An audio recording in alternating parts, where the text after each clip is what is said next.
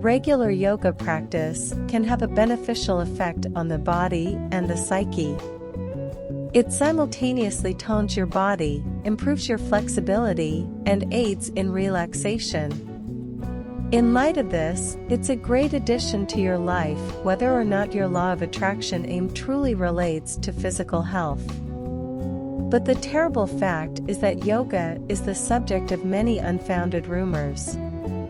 Critics who lack knowledge of superior practices frequently make similar claims. Don't let these words of advice dissuade you from trying yoga. Check out these truths about yoga misconceptions instead, and then come to your own conclusions. Yoga myth: to practice yoga, you must be flexible. If you stop practicing yoga because you believe, don't let these warnings dissuade you from considering yoga. Instead, consider these truths on yoga myths before making up your own mind. Myth: you need to be flexible to do yoga. You have the wrong idea about the practice if you avoid the yoga mat because you believe yourself to be rigid and unflexible.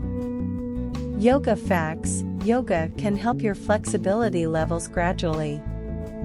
First off, despite how stunning some of the most difficult yoga poses may appear, the main goal of yoga isn't to twist your body into a twisted mass.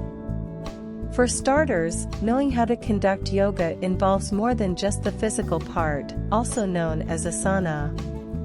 Additionally, yoga is only one aspect of learning how to do yoga.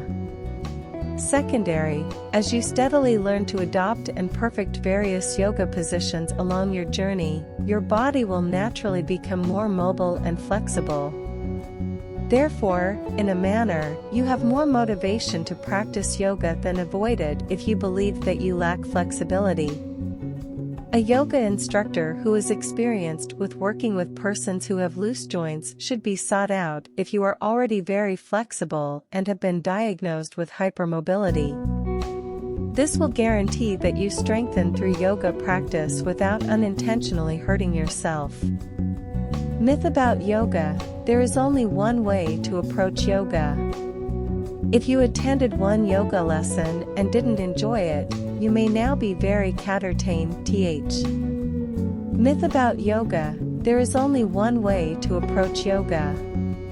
Maybe you tried a yoga class once and didn't care for it. As a result, you're pretty sure you want to skip the whole thing. Alternately, perhaps a friend's negative yoga class experience has turned you off the discipline forever. It would be wise to re-evaluate this firm position. There are many different types of yoga, according to Yoga Fact. There are numerous variations of yoga, as well as numerous approaches to teaching it to those who wish to study them. Therefore, one yoga class won't give you all the information you need to determine whether yoga can enhance your life. For instance, knowledgeable yoga instructors can frequently list at least a dozen distinct types of yoga. Some provide a strenuous workout, others are restorative and intended to assist those who are physically challenged, and yet others are stress-relieving. Some varieties of yoga are Anusara. John Friend developed it. Students who desire to express themselves are the target audience for this yoga. Ashtanga.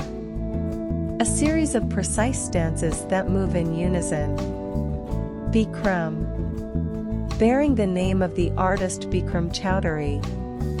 This is a set of 26 postures that are done twice in stifling heat and humidity. Hatha.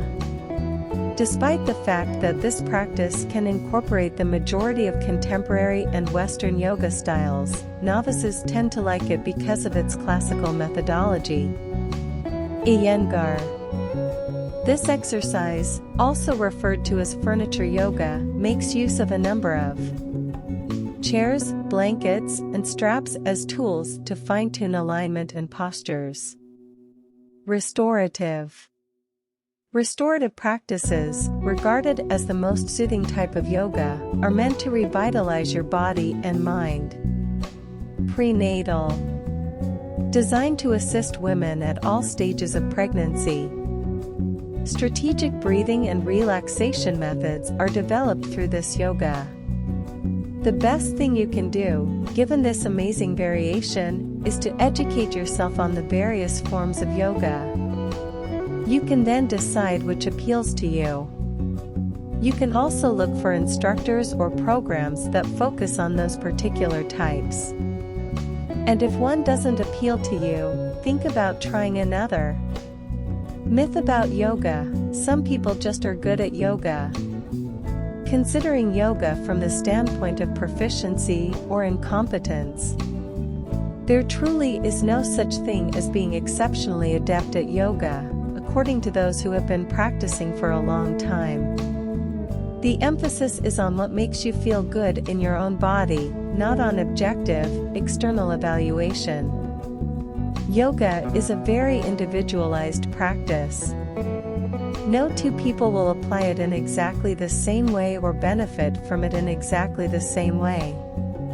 This indicates that approaching yoga solely from a self-focused standpoint, motivated to discover what feels correct, is acceptable and even useful.